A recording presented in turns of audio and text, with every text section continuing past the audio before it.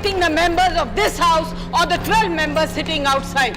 How are you protecting them? Madam, you are going to speak on narcotic bill. I am going It's to not speak. narcotic I bill you am are going to saying. speak. And if you really believe I am honorable, then listen to me carefully. देखिए, आपके बुरे दिन बहुत जल्द आने वाले हैं। Honorable member. Jaya Bachchan को राज्यसभा में ये बयान देना महंगा पड़ता दिख रहा है। जिसे देखो वही जया की फजीहत कर रहा है। सदन में बौखलाई जया भी इतना बवाल मचने के बाद अब शांत बैठ गई हैं। बीजेपी को श्राप देने वाली सपा सांसद पर बीजेपी नेता अरुण यादव ने तीखा हमला बोला। उन्होंने दो टूक कहा कि अगर श्राप ही देना है तो शाहरुख खान के बेटे आर्यन खान को दो, जिसने तुम्हारी थाली में छेद किया। इसके साथ ही बीजेपी नेता ने हंसने वाली इमोजी बनाई है।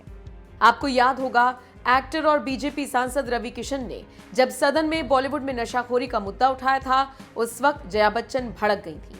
जया बच्चन ने बिना नाम लिए कहा था कि कुछ लोग जिस थाली में खाते हैं उसी में छेद करते हैं। Because there are few people, you cannot tarnish the image of the entire industry. Right. I was really embarrassed and ashamed that yesterday one of our members in the Lok Sabha spoke, who is from the industry, against, I'm not taking a name, against the film industry.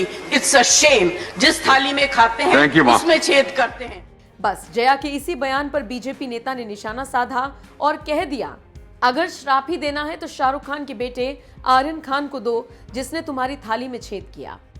आपको बता दें, Arun Yadav BJP Haryana के state in charge हैं।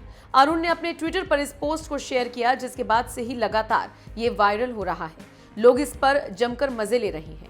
आपको बता दें, जब से जया का रौद्र रूप सामने आया है, तभी से उनकी जमकर आलोचना हो रही है।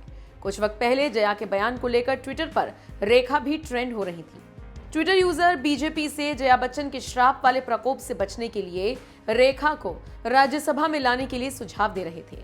ट्विटर यूजर कह रहे थे कि अगर बीजेपी रेखा को राज्यसभा का सदस्य घोषित कर देती है तो गलती से भी जया बच्चन राज्यसभा में नहीं जाएंगी। यूजर इसे लेकर सोशल मीडिया पर काफी मीम्स भी बना रहे हैं और साथ ही ये भी कह रहे हैं कि अमिताभ बच्चन की पसंद रेखा होनी चाहिए थी, न कि जया। रेखा का नाम लेकर जया बच्चन की खूब खिल्ली उड़ी।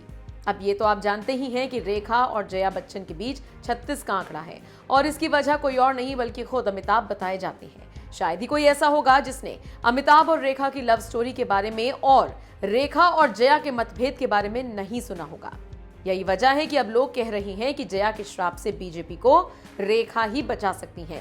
खैर, श्राप देने वाले बयान के बीच बीजेपी नेता का यह बयान आना कि वो आर्यन खान को श्राप दे, इसको लेकर आप क्या सोचते हैं? अपनी राय हमें कमेंट कर जरूर बताएं।